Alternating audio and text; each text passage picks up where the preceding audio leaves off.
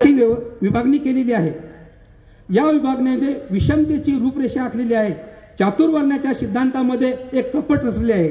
चारही वर्णामध्ये शूद्रांची अवस्था अतिशय बिकट अशी आहे। शूद्राला समान व्यवस्थेची समाज व्यवस्थेने नीच समजले आणि शूद्रांच्या पलीकडचा पाचवा वर्ण अस्पृश्य होय। शूद्र आणि अस्पृश्य यामध्ये फरक आहे।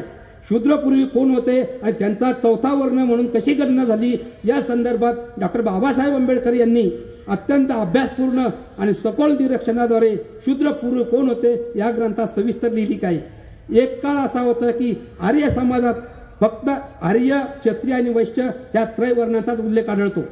सुरुवातीला तीनच वर्ण असताना चौथा शूद्र हा वर्ण आला कसा त्याचा शोध घेताना ऋग्वेद या ग्रंथाचा आधार घेता येतो। ऋग्वेदामधील 10व्या मंडलात 9वी ऋचा पुरुष सूक्त या नावाने प्रसिद्ध आहे। त्यामध्ये जातींना बळकट करणाऱ्या चातुर्वर्ण्याचा आधार दृश्यमान आहे। त्यातील खालील काही ठळक मुद्दे जे एकूण 15-16 मुद्दे आहेत त्यापैकी फक्त 5च मुद्द्याचा उल्लेख करतो। त्यापैकी एक, पुरुषाला 100 डोके असतात, 100 डोळे असतात, 100 पाय असतात। पृथ्वीला सर्व बाजूंनी या माणसांनी व्यापल्यावर त्यांची दशांगुळे शिल्लक होतात।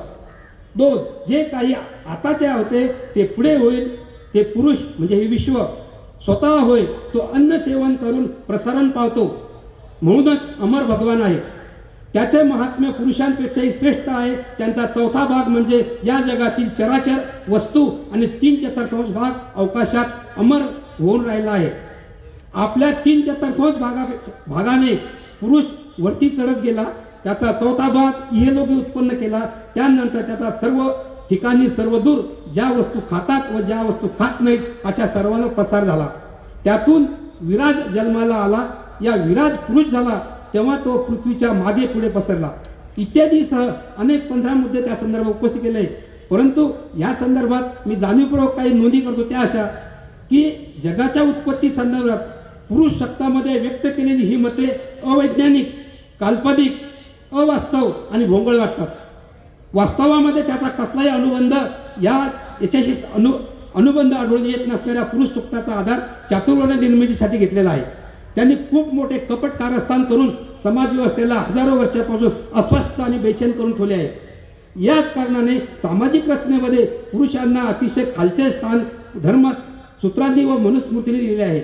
ज्या 4 दारांनी सर्व दारूंनी बाजूंनी त्यांच्यासाठी शिक्षणाचे दार बंद करून ठेवले हे पटवण्यासाठी त्यांनी मुद्दाम काल्पनिक कथानक, कहाण्या, आख्यायिका, अवतार कथा, अद्भुत कथा यांची जाणूनबुजून निर्मिती करून ठराविक वर्णाचा स्वार्थ साधण्याचा यातून प्रयत्न केला दिसून येतो।